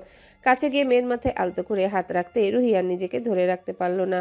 হঠাৎ হু হু করে শব্দ করে কেঁদে বাবার বুকে ঝাঁপিয়ে পড়ল। বুক ভরে উঠল জমে থাকা অভিমান, কষ্ট আর ভালোবাসায়। মেয়েকে বুকের ভেতরে শক্ত করে জড়িয়ে ধরে মঈন রাশিদের গলাও ভারী হয়ে গেল। কাপা কণ্ঠে বললেন, বাবাকে ক্ষমা করে দিও প্রিন্সেস। বাবা তোমার মনের কথা বুঝতে পারেনি। তোমাকে কিছু জিজ্ঞাসা না করেই এত বড় একটা সিদ্ধান্ত নিয়ে ফেলেছিলাম। বাবা হিসেবে আমি ব্যর্থ হয়েছি। রুহি আরো জোরে বাবাকে আঁকড়ে ধরল, যেন দীর্ঘদিনের চাপা কষ্ট বাবার বুকের ভেতর উজাড় করে দিতে চাইছে। ইমা বেগমও এগিয়ে এলেন, মেয়ের মাথায় স্নেহের হাত বুলিয়ে দিয়ে পাশে বসলেন। তার চোখে তখন অশ্রু, কণ্ঠে অপরাধ। আমাকে ক্ষমা করে দিস মা। আমি মা হয়েও তোর মনের কথা বুঝতে পারিনি। তোকে একবার জিজ্ঞেসও করিনি তুই আসলে কি চাস। রুহি ভেজা চোখে মায়ের হাত চেপে ধরল। রিশা আর রাহিলও দৌড়ে গিয়ে রুহি, মাইন রশিদ আর ইমা বেগমকে জড়িয়ে ধরল। তাদের ছোট্ট ভালোবাসায় চারিপাশের আবহাওয়াটা আরো নরম আর আবেগময় হয়ে উঠল। সাইফান ধীর পায়ে রায়হানের পাশে এসে দাঁড়িয়ে কাঁধে হাত রাখলো। এ ভাই, জেনে শুনে এরকম খবরায় চন্ডিকে নিজের কাঁধে চাপাচ্ছিস কেন? তলে তলে সবাই প্রেম করে ঝটকা মেরে দিচ্ছে, আর আমি সারা জীবন মেয়েদের ইগনোর করে গেলাম বলে আমার তো কিছুই হলো না। শেষের লাইনটা সাইফান এমন হতাশ ভঙ্গিতে বলল। রায়হান এবার চোখ ছোট ছোট করে সাইফানের দিকে তাকালো। এভাবে চোখ ছোট ছোট করে তাকাচ্ছ কেন? আমি একটু কান্না করে আসি। বলে সাইফান মজা করতে করতে রুহিদের দিকে এগিয়ে গেল। মুহূর্তে ঝাঁপিয়ে পড়ে ওদের সবাইকে জড়িয়ে ধরলো। তারপর শয়তানি করে হাউমা করে কান্না শুরু করলো। ওর এই ভণ্ড কান্না দেখে সকলে হেসে ফেললো। কান্নার ভেতরেও রুহির ঠোঁটে এক চিলতে হাসি ফুটে উঠল। নাফিসা, আফিয়া বেগম আর বিলকিসারা বেগম পাশে দাঁড়িয়ে সাইফানের খুনসুটি মজা দেখছিল। হাসির ভেতরে হঠাৎ নাফিসার চোখ সরে গেল একপাশে বসে থাকা সাইমানের দিকে। সাইমান নিঃশব্দে ওর দিকে তাকিয়ে আছে, দৃষ্টি যেন একেবারে ভেদ করে যাচ্ছে নাফিসার বুকের ভেতর। মুহূর্তেই নাফিসা অস্থির হয়ে উঠল। সে তাড়াতাড়ি আফিয়া বেগমের আড়ালে চলে গেল, কিন্তু কৌতূহল সামলাতে না পেরে আবারও মাথা বের করে উকি দিল। সাইমান এখনো একই ভঙ্গিতে এক দৃষ্টিতে তাকিয়ে আছে, কিন্তু এখন কপাল কুঁচকে। তা দেখে নাফিসা নিজেও ভুরুজোড়া কুচকালো। এই সময় বিলকিসারা বেগম গম্ভীর গলায় সবাইকে উদ্দেশ্য করে বললেন, অনেক হয়েছে। যেহেতু আজকেই কাবিন হবে, আমার মনে হয় সবাইকে কাজে লেগে পড়া উচিত। এভাবে দাঁড়িয়ে বা বসে থাকা ঠিক না। সবাই ধীরে ধীরে ছড়িয়ে গেল, ব্যস্ত হয়ে উঠল বিয়ের প্রস্তুতিতে। রুহি বউ সাজে রায়হানের পাশে বসে আছে। রায়হানের ডান দিকে বসে আছেন সাবিহা খান, তার রুহির বাঁ পাশে বসে আছেন মঈন রশিদ। রুহি বাবার হাত শক্ত করে ধরে রেখেছে। সামনেই বসে আছেন কাজী সাহেব, বিয়ের কাগজপত্র নিয়ে ব্যস্ত তিনি। আর কিছুক্ষণের মধ্যে কাবিন পড়ানো শুরু করবেন। পরিবারের বাকি সদস্যরা সবাই উপস্থিত, তাছাড়া কেউ নেই তেমন। রুশনা আর আরিফরা নেই, গতকালই তারা ফিরে গেছে। যদিও আজকের জন্য তাদের ডাকা হয়েছিল, কিন্তু ওরা কাজের কারণে আর আসতে পারেনি। একপাশে দাঁড়িয়েছে রিশা, নাফিসা, জারিন, তিনজন মিলে ফিসফিসিয়ে প্ল্যান করছে কিভাবে রায়হানের জুতা চুরি করা যায়। ওরা মূলত দুই ভাগে ভাগ হয়ে গেছে, মেয়ে পক্ষ আর ছেলে পক্ষ। মেয়েরা নিজেদের দলে, ছেলেরা ছেলে পক্ষ হয়ে দাঁড়িয়েছে। রাইমা অবশ্য কোনো দলে যোগ দেয়নি, তার এসব করার সময় নেই। সে বারবার চারিদিকে তাকাচ্ছে, সাইমনকে খুঁজছে, কিন্তু সাইমন এখনো এসে পৌঁছায়নি। এদিকে সাইফান, রিদওয়ান আর রাহিল হেসে এসে এগিয়ে গেল নাফিসার দিকে। চোখ ছোট করে তাকিয়ে সাইফান বলল, কি প্ল্যানিং চলছে শুনি, দেখি আমরাও একবার মাথা ঘামাই। এই কথা শুনে জারিন চোখ উল্টে উত্তর দিল, আমাদের প্ল্যান তোমাদের জানাতে যাব কেন? যাও এখান থেকে, আগে নিজের দলের দিকে খেয়াল রাখো। সাইফান ঠোঁট বাঁকিয়ে জারিনের দিকে তাকিয়ে বলল, তোমাদের প্ল্যান এমনি ব্যর্থ হবে, জুতার উপর পাহারা দিয়ে রাখবো, তখন দেখবো কিভাবে চুরি করো। জারিন সঙ্গে সঙ্গে হাত কোমরে রেখে বলল, এই যে এত আত্মবিশ্বাস দেখিয়েন না। আমরা না, তোরা বেশি আত্মবিশ্বাস দেখাচ্ছিস। রিদওয়ান বলে উঠল। এবার রিশার সামনে এগিয়ে এসে রিদওয়ানের দিকে তাকিয়ে বলল, তোরা আমাদের প্ল্যানিং এখানে শুনতে এসেছিস, আবার বেশি বড় বড় লেকচার দিচ্ছিস। রিদওয়ান হেসে বলে, আমাদের খেয়ে দিয়ে কাজ নেই, তোরা কি পোষা মার্কে প্ল্যানিং করছিস তা শুনতে আসবো। তোরা এমন করে কথা বলছিস যে তোদের আওয়াজ পাশের বাড়ি থেকেও শোনা যাচ্ছে। রিশা চোখ কুচকে রাগী ভঙ্গি করে বলল, তুই একেবারে বেয়াদব, এখনই কিন্তু তোর কান মুচড়ে দেব। এই শুটকি, চুপ থাক, বেশি কথা শিখে গেছিস, আগে জুতা চুরি করে দেখা আগে। সাইফান বুক ফুলিয়ে বলল, আরে আমি বলছি, আমাদের বোকা বানাতে 5 মিনিটও লাগবে না। জারিন চোখ উল্টে উত্তর দিল, ওই তো তেহু চলে এসেছে। আফিয়া বেগম তাড়াতাড়ি বলে উঠলেন, এবার তাহলে বিয়ে পড়ানো শুরু করে দেন কাজী সাহেব। রায়হান এতক্ষণ সাইমানের জন্য বসেছিল, সাইমান আসবে তারপরে বিয়ে পড়ানো শুরু হবে। এতক্ষণ ওদের ঝগড়া খুনসুটি শুনে ঠোঁটের কোণে মৃদু হাসি ঝুলিয়ে রেখেছিল। আফিয়া বেগমের কথা শুনে নাফিসার দৃষ্টি সাইমানের দিকে গেল। সাইমান আজকে সাদা পাঞ্জাবি পরে এসেছে, সেই সরল রূপে যেন আরো গম্ভীর, আরো দৃঢ় লাগছে তাকে। নাফিসা কিছুক্ষণ এক দৃষ্টিতে তাকিয়ে থেকে আবার দৃষ্টি সরিয়ে নিল, তারপর রিশাদের সঙ্গে গিয়ে বসে পড়ল। অবশেষে সাইমান এগিয়ে এসে কোনো দিকে না তাকিয়ে একপাশে গিয়ে চুপচাপ বসে গেল। কাজী সাহেব, শুরু করুন। আর দেরি করলেন না, দৃঢ় কণ্ঠে বললেন মাহবুব রাশিদ। কাজী সাহেব তার হাতের কাগজ নিয়ে এগিয়ে এলেন। নিস্তব্ধ পরিবেশে শুরু হলো কাবিন পড়ানো। উপস্থিত সবার দৃষ্টি নিবদ্ধ হলো রুহি আর রায়হানের দিকে। রুহি লজ্জা, কাঁপুনি আর অশ্রুতে ভরা কণ্ঠে কবুল বলার আগে একটু সময় নিল। অন্যদিকে রায়হান দ্বিধা না করে দৃঢ় কণ্ঠে তাড়াতাড়ি কবুল বলে দিল। মুহূর্তেই সবার বুক থেকে স্বস্তির নিঃশ্বাস বেরিয়ে এলো। কাবিন শেষ হতেই রুহি উঠে দাঁড়ালো। সবার সামনে হঠাৎ এগিয়ে গিয়ে সাইমানকে শক্ত করে জড়িয়ে ধরল। ছোট বোনের অশ্রুসিক্ত আলিঙ্গনে সাইমান আর নিজেকে শক্ত রাখতে পারল না। মমতায় হাত বুলিয়ে দিল বোনের মাথায়। এরপর একে একে বাকি ছোটখাটো সব কার্যক্রম শেষ হলো। জুতা চুরি নিয়ে বেশ হইচই বাঁধলো মেয়ে পক্ষ ছেলে পক্ষের মাঝে। রিশা, নাফিসা, জারিন মিলে একেবারে প্ল্যান সাজিয়ে রেখেছিল, কিন্তু রায়হান তাদের বেশি বাড়তে দিল না। ঝামেলা শুরুর আগেই টাকা দিয়ে দিল। এই নিয়ে সাইফান, রাহিল আর রিদওয়ান ভীষণ রাগ দেখালো। এইভাবে লেনদেন করলে মজা কোথায় থাকে বলতো? সাইফান ভুরু কুচকে গজরালো। সবশেষে সারাদিন পর সবার আনন্দ হইচইয়ের মধ্যে নবদম্পতিকে বাসর ঘরে পৌঁছে দেওয়া হলো। রুহি ঘরে ঢুকতে মাথায় রাখা বিয়ের ওড়নাটা একটান দিয়ে খুলে ফেললো। চোখে মুখে রাগের ছাপ স্পষ্ট। সোজাসুজি এগিয়ে গেল আলমারির দিকে নিজের জামা বের করতে। রায়হান চুপচাপ দাঁড়িয়ে রুহির প্রতিটা কার্যক্রম লক্ষ্য করছে। এবার একটা ঢোক গিলে সে এগিয়ে গেল রুহির দিকে, পেছন থেকে জড়িয়ে ধরল এবং কাঁধে মাথা রেখে ধীরে ধীরে শ্বাস ফেলল। রুহি হাত সঙ্গে সঙ্গে থেমে গেল। রায়হানের গরম নিঃশ্বাস যেন তার গলার সঙ্গে মিশে গেল। শরীরটা হঠাৎ শিউরে উঠল। রায়হান ওর কাঁধে ধীরে একটা চুম্বন এঁকে দিল। রুহির সাথে সাথে চোখ বন্ধ করে নিল, কিন্তু মুহূর্তের জন্য ওর মনে পড়ল অবহেলা, রাগ আর অভিমানের কথা। ঝাটকা দিয়ে রুহি নিজেকে রায়হানের কাছ থেকে সরিয়ে নিল। স্পর্শ করবে না তুমি আমাকে। রুহির চোখ তখন টলটল করছে, কাপা কণ্ঠে ভরা আবেগ। রায়হান অসহায় দৃষ্টিতে রুহির দিকে তাকালো। বড় ভাইয়া যদি তোমাকে না আসতে বলতো আর আমি যদি ভাইয়াকে সব না জানাতাম, তাহলে আজ কি হতো? আমি আমি কথা বলতে গিয়ে বেঁধে যাচ্ছে রুহির। কত কিছুর ভিতর দিয়ে গেছি জানো? তুমি তো দিব্যি ঘুরে বেড়াচ্ছিলে আমাকে ফেলে রেখে। রায়হানের চোখ লাল হয়ে উঠল, চোখ টলমল করছে, মাথা নিচু করে কণ্ঠ কম্পমান হয়ে বলল, সরি। কেবল স্রেফ সরি দিয়ে সব ঠিক হয় কি? কণ্ঠ কাঁপতে কাঁপতে বলল, তুমি আগে আমাকে ভালোবাসার প্রতিশ্রুতি দিয়েছিলে, তারপর মাঝপথে এসে কি করলা? ছেড়ে দিলে। তুমি স্বার্থপর রায়হান ভাই। বলতে বলতে মুখ ঢেকে হু হু করে কেঁদে উঠল। রায়হান আর দাঁড়াতে পারল না, ধীরে এগিয়ে গিয়ে রুহিকে শক্ত করে নিজের বুকে জড়িয়ে ধরল। সরি, আর কোনোদিন এরকম ভুল হবে না।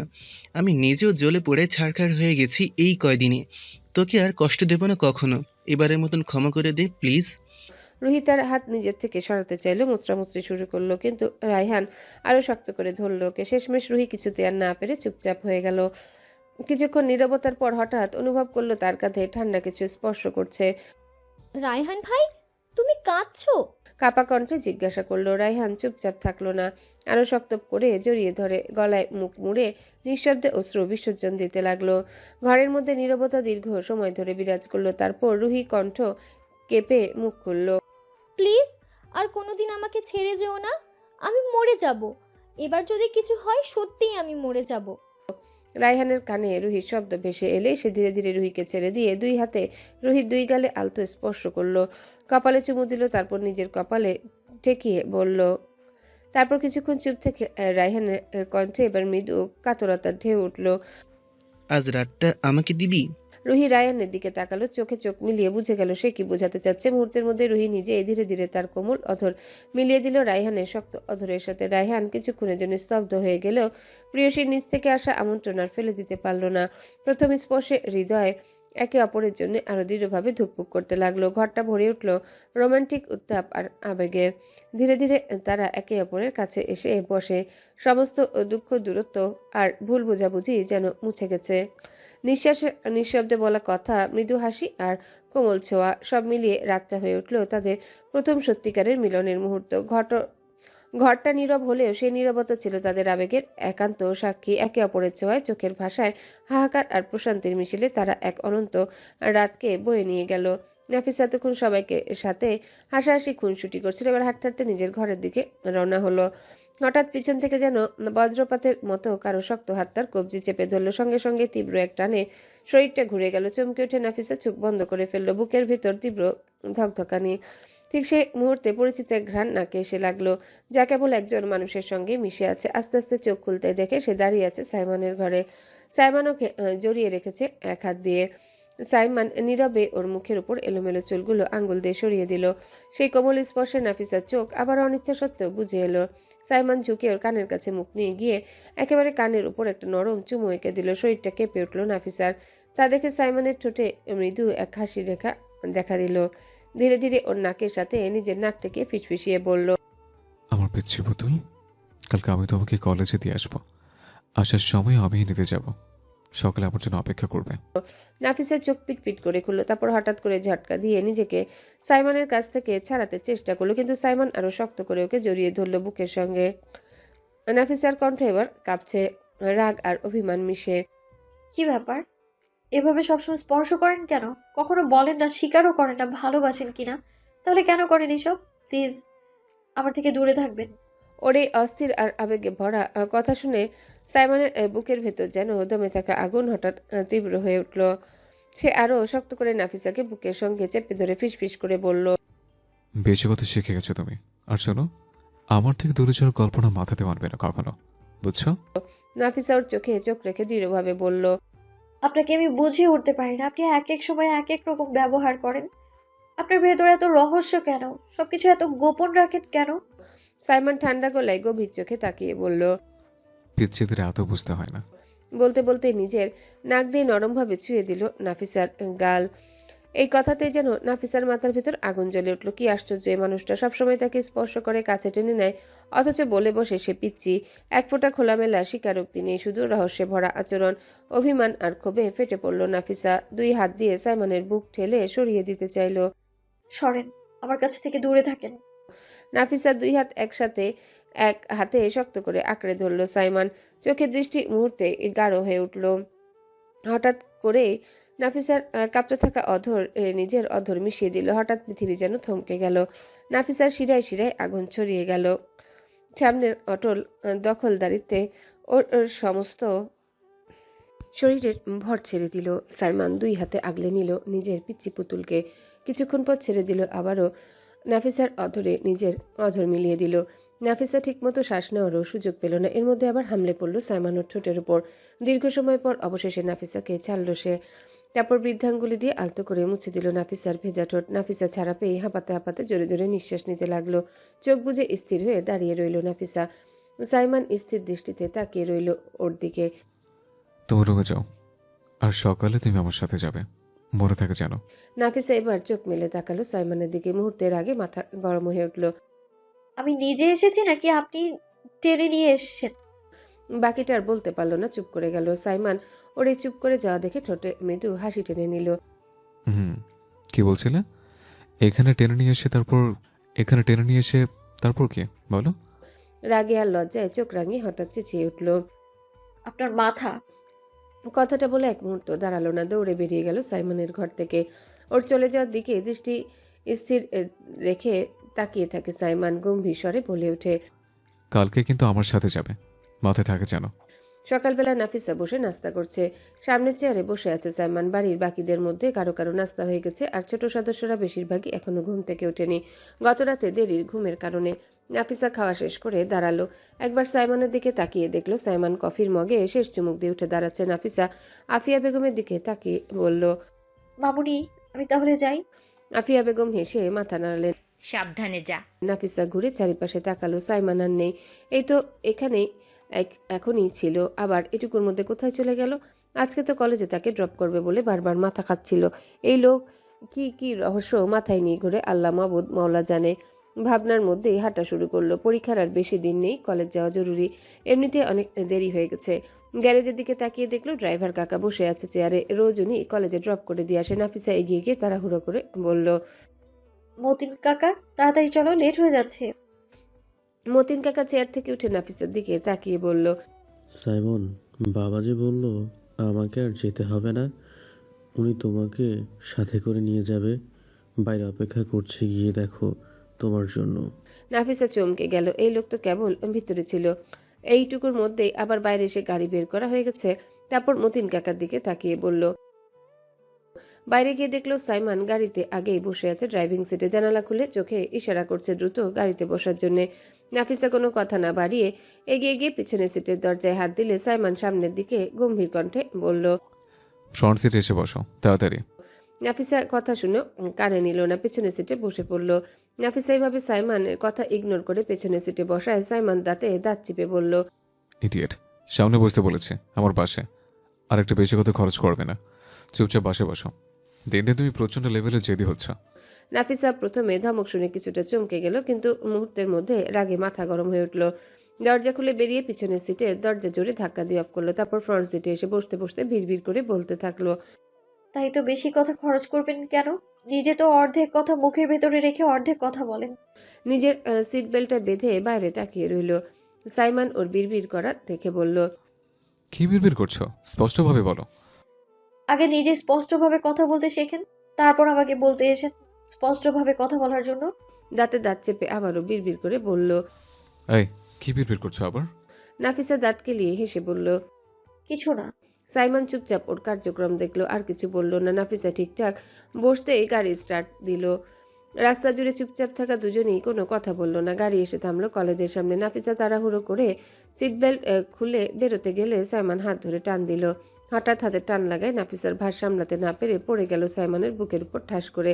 কিছুক্ষণ পর নিজেকে সামলে নিয়ে সাইমানের গায়ের ঘ্রাণ নিজের নাক দিয়ে নেওয়া শুরু করলো, কিন্তু বেশিক্ষণ স্থায়ী হতে দিল না সাইমান। নাফিসার বাহু ধরে টেনে তুলে নিজের মুখোমুখি আনলো নাফিসার মুখটা।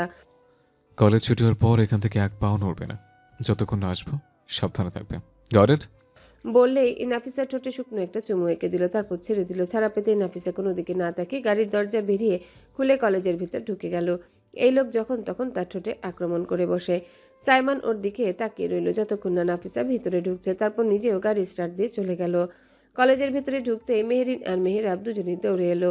মেহরিন প্রথমে ঝাঁপিয়ে পড়ে নাফিসাকে জড়িয়ে ধরল। এই যে মেয়ে, এত লেট করলি কেন? জানিস আমরা কতক্ষণ ধরে তোর জন্য অপেক্ষা করছি? পাশে দাঁড়িয়ে মেহেরাব কথাটা যোগ দিল। হ্যাঁ রে, এত দেরি করলি কেন? আমরা তো বিরক্ত হয়ে যাচ্ছিলাম। নাফিসা মেহরিনকে আলতো করে নিজের থেকে সরিয়ে নিয়ে বিরক্ত চোখে তাকালো ওদের দিকে। তোরা দুজন আমার সাথে কথা বলবি না। তোদের এত করে বললো রিশা আপি যাইতে, আর তোরা কি করলি? আসলি না। রিশা আপু কত মন খারাপ করেছিল জানিস তোরা। একসাথে দুজনেই মাথা নিচু করে সরি বলে উঠলো। নাফিসা দীর্ঘশ্বাস ফেলে ওদের দিকে তাকিয়ে বলল, আচ্ছা ভালো করেছিস, আসিসনি। তোদের একটা বড় খবর দেওয়ার আছে। জানিস রুহি আপুর বিয়ে হয়ে গেছে গতকাল রায়হান ভাইয়ের সাথে। মুহূর্তের মধ্যে মেহেরিন আর মেহেরাব দুজন একসাথে চিৎকার দিয়ে উঠল। নাফিসা দুহাতে নিজের কান চেপে ধরল ওদের চিৎকার শুনে, তারপর শান্ত গলায় উত্তর দিল, হ্যাঁ সত্যি বিয়েটা হয়েই গেছে। মেহেরিন তো অবিশ্বাসের চোখে তাকিয়ে রইল। কিভাবে হলো বলতো, সবটা খুলে বল। রায়হান ভাইয়ের সাথে বিয়ে হলো কেমন করে, মানে কিভাবে কি? আমার তো কিছুই মাথায় ঢুকছে না। মেহেরাব অধীর হয়ে উঠল। আর ওই রিয়াদ, ওর ভাইয়ের সাথে তো বাগদান ঠিক ছিল, বাঙ্গ হলো কিভাবে? কিভাবে কি হলো বল? কিছুই তো মাথায় ঢুকছে না আমারও। রিয়াদের নাম উচ্চারণ হতেই নাফিসার মুখ ফ্যাকাশে হয়ে গেল, চোখে মুখে ভীষণ অস্বস্তির ছাপ। মেহেরিন ওর পরিবর্তনটা বুঝে নরম গলায় বলল, কি হলো রে, তোর মুখটা এমন হলো কেন? ওই রিয়াদ বেয়াদবটা নিশ্চয়ই আবার কিছু করেছে, তাই না? মেহেরাব দাঁত চেপে রাগী গলায় বলল, হ্যাঁ সব খুলে বল, ওই বেয়াদবটা কি করেছে? নাফিসা দীর্ঘশ্বাস ফেলে মাথা নাড়ল। বাদ দে, এসব নিয়ে আর কথা বাড়াতে চাই না। মেহেরাব এবার ধমক দিয়ে বলল, না তুই চুপ করতে পারবি না, সবটা শুনবো আমরা। যা হয়েছে খোলাখুলি বল। অবশেষে নাফিসা হাল ছেড়ে দিয়ে বলল, আচ্ছা বলবো, কিন্তু এখন না, আগে ক্লাসে চল, অনেক দেরি হয়ে গেছে, পরে বলবো সবটা। ক্লাস শেষে তিনজন আবার একসাথে বটগাছের নিচে শান বাঁধানো জায়গায় বসলো। এখানে সাধারণত তাদের আড্ডা জমে। নাফিসা ধীরে ধীরে সব ঘটনা খুলে বলল, রুহি আপুর বিয়ের কথা, রিয়াদের বাজে আচরণ, আর তার জন্য কত কিছুর মুখোমুখি হতে হয়েছে। সবটা শোনার পর মেহরিন আর মেহেরাব যেন রাগে ফেটে পড়ল। চোখ লাল হয়ে গেছে দুজনারই। মনে হচ্ছে যদি রিয়াদ এখন সামনে থাকতো তবে কাঁচা চিবিয়ে খেত দুজনে মিলে। ওদের ওভাবে উত্তেজিত হতে দেখে নাফিসা হঠাৎ হাসতে শুরু করলো। নিজের মন খারাপের মধ্যে ওদের রাগী চেহারা দেখে না হেসে থাকতে পারল না। ক্লাস শেষে কলেজ ফাঁকা হতে শুরু করলো। মেহেরাব আর মেহরিনের গাড়ি এসে দাঁড়ালো গেটে। নাফিসাকে একা দাঁড়িয়ে থাকতে দেখে মেহেরাব অবাক হয়ে বলল, এইভাবে দাঁড়িয়ে আছিস কেন? ড্রাইভার কাকা আসেনি নাকি তোকে নিতে? মেহরিন দ্রুত যোগ করলো, চল না, আমরা ড্রপ করে দিচ্ছি। নাফিসা একটু অস্বস্তি নিয়ে হেসে বলল, না না, দরকার নেই, মতিন কাকা আসবে কিছুক্ষণ পরেই, আমাকে আগে থেকে বলে গেছে একটু লেট হবে আজ। ওদের কাছ থেকে গোপন করে গেল যে আসলে সাইমন ওকে নিতে আসবে। কারণ মেহেরাব আর মেহরিন যদি ওর বেস্ট ফ্রেন্ড, তবু সাইমনের ব্যাপারে ও এখনো কাউকে কিছু বলেনি, বলবে বা কিভাবে? যে মানুষটা এখনো তাকে নিজের বউ হিসেবে স্বীকার করেনি, ভালোবাসে কিনা সেও বোঝা যায় না। শুধু দায়বদ্ধতা থেকে তাকে বাড়িতে জায়গা দিয়েছে, পড়াশোনার সুযোগ করে দিয়েছে, তার সম্পর্কে কি বলবে ওদের? সব ভাবনা গোপন রেখে নাফিসা হাসি মুখে ওদের বিদায় জানালো। মেহরিন আর মেহেরাব একে একে গাড়িতে উঠে চলে গেল। নাফিসা অপেক্ষা করতে থাকলো সাইমনের জন্য। অনেকক্ষণ ধরে কলেজের গেটে দাঁড়িয়েছে, চারিপাশ ফাঁকা হয়ে গেছে। মেহেরাব আর মেহরিনও অনেকক্ষণ আগে চলে গেছে। সব ছাত্রছাত্রীরাও যার যার পথে চলে গেছে, একমাত্র সেই এখনো দাঁড়িয়ে আছে। আর ভেতরে ভেতরে বিজয় বিরক্ত হচ্ছে সাইমনের উপর। এতক্ষণ দাঁড়িয়ে আছি, লোকটা কোনো নাম গন্ধ নেই, নিতে আসবে বলে গেল অথচ আসছে না। আল্লাহ জানে মাথায় কি রহস্য লুকিয়ে রাখে। মন খারাপ করে আকাশের দিকে তাকালো নাফিসা। সাইফান নাফিসার কলেজের সামনে এসে ব্রেক কষলো। কানে তখনও ফোন। ওপাশে সাইমনের গম্ভীর কণ্ঠ ভেসে আসছে, ওকে নিয়ে আমার অফিসের সামনে চলে আসিস, আমার একটু কাজ পড়ে গেছে, তাই নিজে আসতে পারলাম না, তুই ওকে নিয়ে এখানে আসবি। সাইফান অবাক হয়ে বলল, ভাইয়া হঠাৎ ছোটকে তোমরা অফিসে কেন নিয়ে যাব? রোজ তো মতিন কাকাই ওকে পৌঁছে দেয়, তুমি আবার হঠাৎ কোথায় নিয়ে যাবে ওকে? তোকে এত প্রশ্ন করতে বলিনি, আমি আম্মুকে বলে দিয়েছি আজ পেচ্ছি বোতল বাসায় ফিরবে না, ওকে নিয়ে গ্রামে যাবো ওদের। সাইফান অবাক হয়ে বলল, আচ্ছা ভাইয়া, তুমি ছোটকে পিচ্ছি পুতুল বলো কেন? কথা শেষ করার আগে সাইফান হঠাৎ কেমন ঝড়ে আক্রান্ত হলো। চোখ বড় বড় করে চিৎকার করে উঠল, এই দাঁড়া, বলছি কোথায় নিয়ে যাচ্ছিস ছোটকে, কোথায় নিয়ে যাচ্ছিস? ওপাশে সাইমন প্রথমে থমকে গেল। কয়েক সেকেন্ডের নীরবতা, তারপর রাগে কণ্ঠ ফেটে বের হলো, সাইফান কি হয়েছে? চিৎকার দিচ্ছিস কেন? স্পষ্ট করে বল, কি হয়েছে? সাইফানের চিৎকার শোনা যাচ্ছে শুধু। কোনো উত্তর না পেয়ে ফোনের ওপাশ থেকে সাইমনের গলা আরেকটু ভারী আর উত্তেজিত হয়ে উঠেছে। কি হয়েছে বলবি তো? সাইফান রাগ, অন্যদিকে আতঙ্ক কণ্ঠস্বর নিয়ে চিৎকার শোনা যাচ্ছে শুধু। এই দাঁড়া বলছি, কোথায় নিয়ে যাচ্ছিস ছোটকে? তখন নাফিসা দাঁড়িয়ে কলেজ গেটের পাশে একা একা অপেক্ষা করছে। চারিপাশ প্রায় ফাঁকা, শুধু দু একটা দোকানপাট তখনও খোলাও। ভাবছে এই লোকটা আসবে কি আসবে না, 1 ঘন্টা হয়ে গেল দাঁড়িয়ে আছি। হঠাৎ সামনে এসে ব্রেক কষলো একটা কালো গাড়ি। শব্দে চমকে মাথা ঘুরিয়ে তাকালো নাফিসা। প্রায় প্রথম মুহূর্তে মনে হলো সাইমান। গাড়ির রং তো কালো, কিন্তু চোখ কুচকে ভালো করে দেখতে কেমন যেন সন্দেহ জাগলো। না, এটা সাইমনের গাড়ি না। এরপর সেকেন্ডে ভেতর থেকে একে একে বের হলো 3-4 জন লোক, সবার মুখ ঢাকা কালো মাস্কে, মাথা থেকে পা পর্যন্ত কালো পোশাক, কারো চোখও ঠিক মতো বোঝা যাচ্ছে না। নাফিসা কিছু বুঝে ওঠার আগে তাদের একজন ওর সামনে এসে দাঁড়ালো। আপনারা কি চান? বাকিটা বলার আগে হঠাৎ লোকটা পকেট থেকে ছোট্ট একটা কাপড় বের করে ওর নাকের কাছে চেপে ধরলো। মাত্র কয়েক সেকেন্ডের মধ্যে নাফিসার শরীর ঢিলে হয়ে গেল, চোখ বুজে দুলে উঠলো মাথা। আল্লাহ! ফিসফিস করে বলতে ধপ করে অজ্ঞান হয়ে পড়লো। তখনই বাকিরা মিলে নাফিসার হাত পা ধরে দ্রুত গাড়ির দিকে টেনে দিতে লাগলো। ঠিক সেই সময় কলেজ গেটে সামনে এসে থামলো সাইফানের গাড়ি। কানে তখনও ফোন। ও পাশে সাইমানের গলায় গম গম করছে। সাইফান গাড়ি থেকে নামতে চোখে পড়লো কজন লোক টেনে হিচড়ে নাফিসাকে কালো গাড়িতে তুলছে। সেজন্য সে চিল্লাতে থাকে। এই দাঁড়া! চিৎকার করে দৌড় দিল সাইফান। বুকের ভিতর কেমন হাহাকার করে উঠলো, চোখ লাল হয়ে গেল মুহূর্তে। কিন্তু সাইফান দৌড়ে পৌঁছানোর আগেই গাড়ির দরজা ধাপ করে বন্ধ হলো। চালক এক ধাক্কায় এক্সিলারেটর চাপতেই গাড়ি ঝড়ের মতো ছুটে যেতে লাগলো। সাইফান ছুটে গিয়ে রাস্তার মাঝখানে দাঁড়িয়ে হাঁপাতে লাগলো। তার চোখের সামনে নাফিসাকে ছিনিয়ে নিয়ে গেল ওরা। এদিকে ফোনের পাশে সাইমান ক্রমাগত চিৎকার করছে। কি হচ্ছে বলবি তুই ইডিয়েট? এভাবে চিল্লাচ্ছিস কেন? পিছিয়ে বোতলে কি হলো? সাইফান হাঁপাতে হাঁপাতে কোনো রকমে ফোনটা কানে ধরলো। গলা কেঁপে যাচ্ছে, আতঙ্কে বুক ফেটে যাচ্ছে যেন। ভাইয়া, ছোটকে কি ছোট ছোট করছিস? স্পষ্ট করে বল না, পিছিয়ে বোতল ঠিক আছে তো? সাইমনের কণ্ঠ ফেটে বেরোলো উত্তেজনায়। সাইফান এবার চিৎকার করেই বলে উঠলো, হ্যালো বন্ধুরা, পরবর্তী পার্ট খুব তাড়াতাড়ি আসবে, তো সবাই অপেক্ষায় থাকো। আর চ্যানেলটি যারা এখনো সাবস্ক্রাইব করোনি তারা পরবর্তী পার্ট দেখার জন্য চ্যানেলটি সাবস্ক্রাইব করে রেখো। ধন্যবাদ সবাইকে, আমাদের সাথেই থেকো।